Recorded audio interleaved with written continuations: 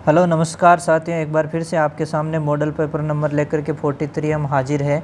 दोस्तों चैनल को सब्सक्राइब कर लीजिए क्योंकि इसके बाद में आपके बहुत ही महत्वपूर्ण जो कि एनसीईआरटी बेस्ड जीके के क्वेश्चन हैं वो आने वाले हैं, तो चैनल को ज़रूर सब्सक्राइब कर लो। चलो शुरू करते हैं अपन पेपर। पहला क्वेश्चन है, गाय के ड्यूओडिनम एवं जेजुनम की सामान्य आकृति होती है। तो गाय के जो ड्यूओडिनम है उसकी आकृति एस शेप होती है और जेजुनम की आकृति यू शेप होती है। अगला है, छोटी आंत का गतिशील भाग जो है वो जेजुनम हो जाएगा। ओडोंटॉइड प्रोसेस किस कशेरुका में पाई जाती है? तो ओडोंटॉइड प्रोसेस आपके एक्सिस में देखने को मिलेगी। पेयर्स पेचेज जो है ये कहाँ देखने को मिलेंगे? तो ये इलियम में देखने को मिलेंगे। ओस रोस्ट्रेल जो है ये हड्डी जो है ये आपको थूथन में देखने को मिलेगी। पीयूष ग्रंथि कौन सी हड्डी में रखी होती है? तो मैंने कहा था कि साला टर्सिका, स्पिनोइड बोन में साला टर्सिका नाम का गर्त होता है, उसमें पड़ी रहती है। मूत्रा से अनुपस्थित होता है, तो मूत्रा से है वो पोल्ट्री में अनुपस्थित होता है। वर्मीफॉर्म अपेंडिक्स किसका भाग है? तो वर्मीफॉर्म अपेंडिक्स है वो सीकम का भाग है। मैकेल्स डायवर्टिकुलम पाया जाता है, तो ये डायवर्टिकुलम आपको पोल्ट्री के अंदर देखने को मिलेगा। मैकेल्स डायवर्टिकुलम पाया जाता है, तो पोल्ट्री के अंदर कहाँ देखने को मिलेगा? ये जेजुनम में देखने को मिलेगा। मैकेल्स डायवर्टिकुलम किसका अवशेष है? तो ये अवशेष है किसका? यॉर्कशेर का। फिर बात करें पक्षियों में, एनस गुदा को क्या कहा जाता है? तो वेंट कहा जाता है।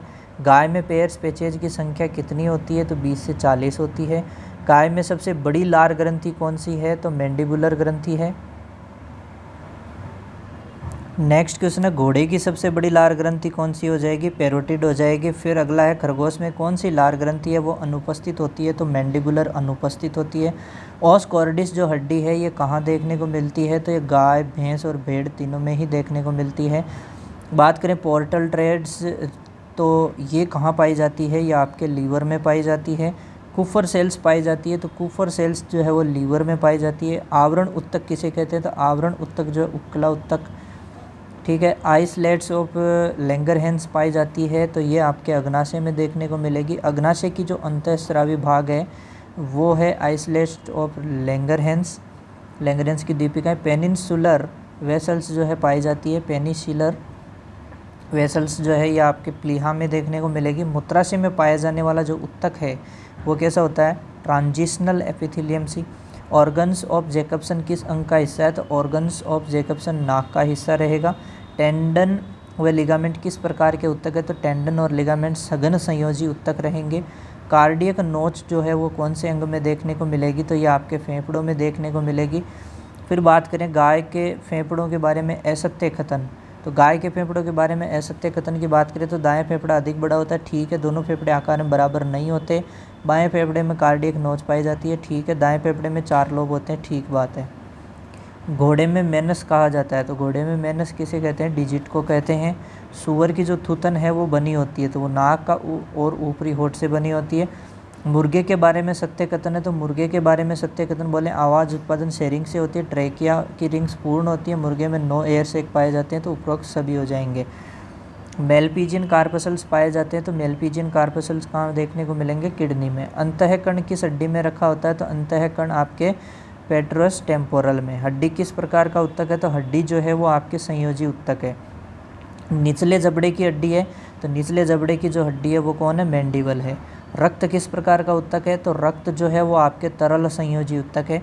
अंगूर के गुच्छे की आकृति का जो अंडाशय है ये कहाँ पाया जाता है? तो ये पोल्ट्री के अंदर देखने को मिलेगा। लसिका में कौन सी कोशिकाएँ जो है अनुपस्थित होती है? कौन सी कोशिकाएँ हैं वो अनुपस्थित होती है? तो आरबीसी। ओव्यूलेशन फोसा पाया जाता है, तो ओव्यूलेशन फोसा है वो घोड़ी में देखने को मिलेगा। और मुर्गी में कौन सी ओवरी सामान्य कार्य करती है? तो लेफ्ट ओवरी। वुल्फियन डक्ट से कौन से जनन अंग विकसित होते हैं? तो वुल्फियन डक्ट से आपके नर जनन अंग विकसित होते हैं। फोसा ओवेलिस जो है ये कहाँ देखने को मिलेगा? हृदय के अंदर। हृदय में पाए जाने वाली कंधे की आकृति की मांसपेशी जो है वो कौन सी होती है? पेक्टिनेट मसल होती है। फिर अपन बात करें दिमाग में दोनों तरफ की धमनियों को दाब को बराबर रखने की आकृति जो है वो क्या रहेगी? Circle of Willis. Blood brain barrier बना होता है, तो ब्लड ब्रेन बैरियर बना होता है एंडोथीलियल कैपिलरीज और एस्ट्रोसाइट्स से मिलकर के। लिम्फ का जो संग्रहालय है वो क्या रहेगा? सिस्टर्ना काइली। फिर बात करें इर्गट्स एवं चेस्टनट किससे संबंधित होती है? तो इरगट और चेस्टनट जो है वो घोड़े के खुर से संबंधित होती है। घोड़े में सेकंड एवं फोर्थ डिजिट का जो अवशेष है वो क्या रहेगा? इरगट्स। घोड़े में फर्स्ट डिजिट का जो अवशेष है वो क्या रहेगा? चेस्टनट। घोड़े के गर्दन पर पाए जाने वाले लंबे बाल क्या कहलाएंगे? तो वो कहलाएंगे मेन। मेलेनोसाइट्स कोशिकाएं एपिडर्मिस की कौन सी लेयर में पाई जाती है? तो मेलेनोसाइट्स जो है ये एपिडर्मिस की स्टर्नम बेसल सेल पाई जाएगी लेयर में। संयोजी ऊतक में सबसे ज़्यादा पाए जाने वाले जो रेशे हैं वो कौन से हैं? कोलेजन रेशे। शरीर की ग्रंथियों में पाया जाने वाला जो मुख्य ऊतक है वो कौन सा है? उपकला ऊतक। कुबड़ में पाई जाने वाली कशेरुका है, तो कुबड़ में पाई जाने वाली कशेरुका कौन सी है? थोरेसिक। खुर का निर्माण कौन सी हड्डी करती है? तो खुर का जो निर्माण है वो कौन सी हड्डी करेगी? थर्ड फेलेंक्स। मुर्गे में कुल हड्डियों की संख्या होती है, तो मुर्गे में कुल हड्डियों की संख्या कितनी होती है? 169। फिर अपन नेक्स्ट बात करें तो मैक्सिला हड्डी जो है वो पाई जाती है ऊपरी जबड़े के अंदर देखने को मिलेगी। गर्दन में पाई जाने वाली जो कशेरुका है वो कौन सी होएगी? सर्वाइकल होएगी। जुगाली की शुरुआत होती है, तो जुगाली की शुरुआत होती है आपके रेटिकुलम से। फिर अपन बात करें कॉर्टेक्स एवं मेडुला किस अंग में पाए जाते हैं? तो ये आपके किडनी, स्प्लीन, ओवरी सभी में देखने को मिलेंगे। मानव में आरबीसी का कब्रिस्तान जो है वो किसे कहेंगे? स्प्लीन को। मुर्गे की जो ह्यूमरस हड्डी है वो किससे बनी होती है? न्यूमेटिक बोन हो गई। शरीर की पसलियाँ कौन सी कशेरुकाओं से जुड़ी रहती है? तो शरीर की पसलियाँ वो थोरेसिक से जुड़ी रहेगी। मुर्गियों में पसलियों के कितने युग्म पाए जाते हैं? तो मुर्गियों में पसलियों के 7 युग्म देखने को मिलेंगे। मेनुब्रियम एवं जिप्फॉइड किस हड्डी से संबंधित है? तो मेनुब्रियम और जिप्फॉइड है वो स्टर्नम हड्डी से संबंधित है। कुतिया में स्तन ग्रंथियों के कितने युग्म पाए जाते हैं? तो कुतिया में स्तन ग्रंथियों के जो है वो 5 युग्म देखने को मिलते हैं। सुअरी में स्तन ग्रंथियों के कितने युग्म पाए जाते हैं? तो सुअरी के अंदर 7 युग्म पाए जाते हैं स्तन ग्रंथियों के। शरीर के खोखले अंगों का आंतरिक आवरण जो है वो बना होता है, तो वो बना होता है उपकला ऊतक का। अगला है सबसे मजबूत कशेरुका होती है, तो सबसे मजबूत कशेरुका होती है सैक्रम। ट्रोकेंटर मेजर एवं ट्रोकेंटर माइनर किस हड्डी में पाए जाते हैं? तो ये आपको मिलेंगे किसमें? फीमर के अंदर। फिर घोड़े के मजल के बीच पाए जाने वाली जो दरार है वो क्या है? फिल्ट्रम।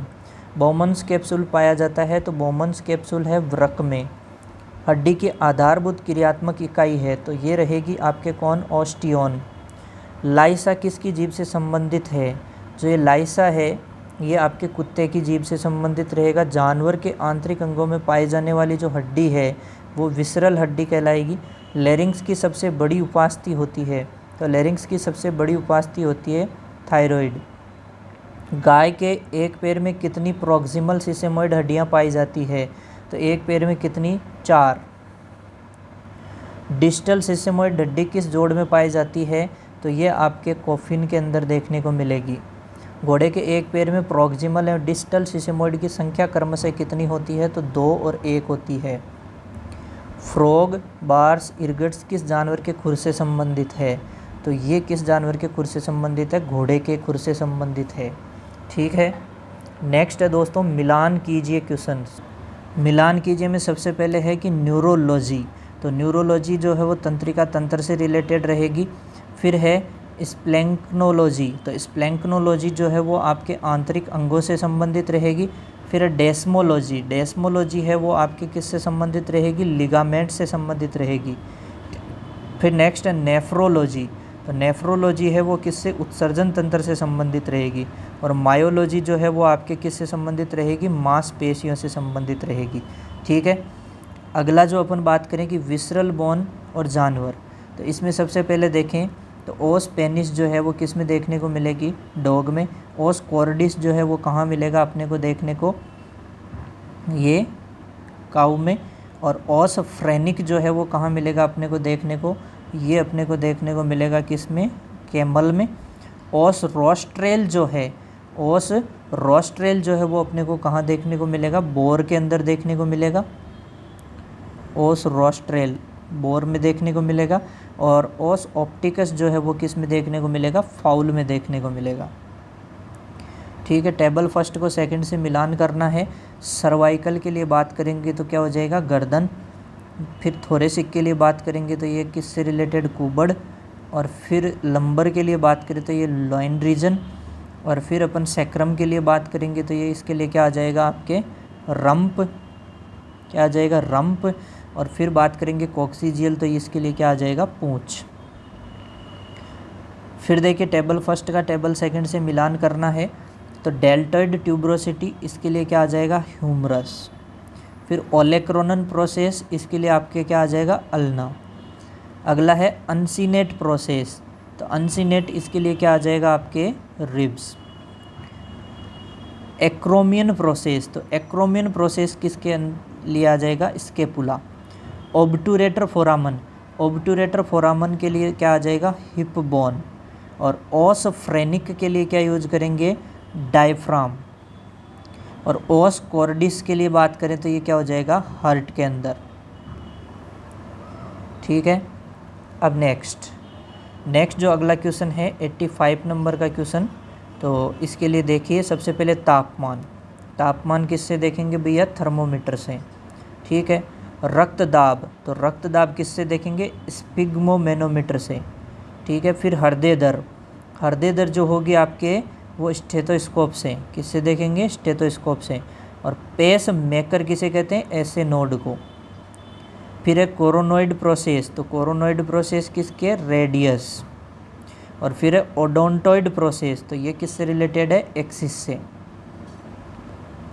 अगला क्वेश्चन देखिए, आरबीसी का कब्रिस्तान, तो आरबीसी का जो कब्रिस्तान है वो कौन हो गया, स्प्लिन। लिम्फ का संग्रहालय, तो ये कौन हो गया, सिस्टर्ना काइली। साउंड बॉक्स, तो साउंड बॉक्स कौन हो गया आपके, लेरिंग्स। साउंड बॉक्स कौन हो गया, लेरिंग्स। फिर बात करें ट्रू स्टमक, तो ये कौन हो गया, एबोमेजम। अगला देखिए ब्लड आरबीसी, तो ब्लड आरबीसी के लिए क्या आएगा आपके, लिम्फ। फिर अपन बात करते हैं प्लाज्मा प्लस रक्त कोशिकाएं, सॉरी ब्लड में से आरबीसी निकाल दो, ब्लड माइनस आरबीसी, तो उसके लिए क्या आ जाएगा, लिम्फ। प्लाज्मा प्लस रक्त कोशिकाएं, तो प्लाज्मा प्लस रक्त कोशिकाएं उसके लिए क्या हो जाएगा, रक्त। ये मिलकर के क्या बना लेंगे, ब्लड बना देंगे। फिर अपन बात करें किसकी, प्लाज्मा माइनस क्लोटिंग फैक्टर, तो ये प्लाज्मा में से क्लोटिंग फैक्टर निकाल दो तो ये कहलाएगा सीरम। बहुत इंपॉर्टेंट है, प्लाज्मा में से क्या निकाल दो, क्लोटिंग फैक्टर निकाल दो तो क्या बन जाएगा, सीरम, है ना। और ब्लड में से आरबीसी निकाल दो तो वो क्या बन जाएगा, लिम्फ। डब्ल्यूबीसी और प्लेटलेट्स ये मिलकर के क्या बनाते हैं, बफी कोट। क्या बनाते हैं, बफी कोट। और बात करें आरबीसी, आरबीसी क्या बनाती, packed cell volume, packed cell volume, PCV. Last question देखिए, पैरोटिड ग्रंथि, तो पैरोटिड ग्रंथि जो है वो कौन सी डक्ट रहेगी, स्टेंसन डक्ट। मैंडिबुलर ग्रंथि, तो इसके लिए कौन सी डक्ट रहेगी, वाटसन डक्ट। सबलिंगुअल ग्रंथि, तो इसके लिए कौन सी रहेगी, डक्ट ऑफ रिविनस, तो इसके लिए हो जाएगी डक्ट ऑफ रिविनस।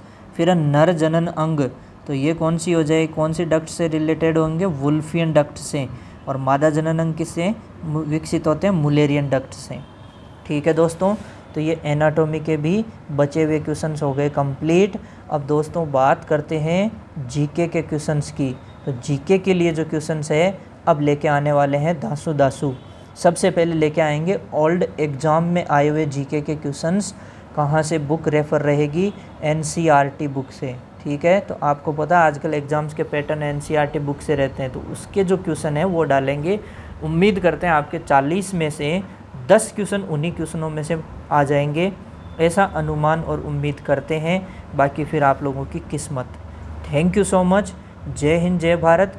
बने रहना अगले वीडियो के लिए।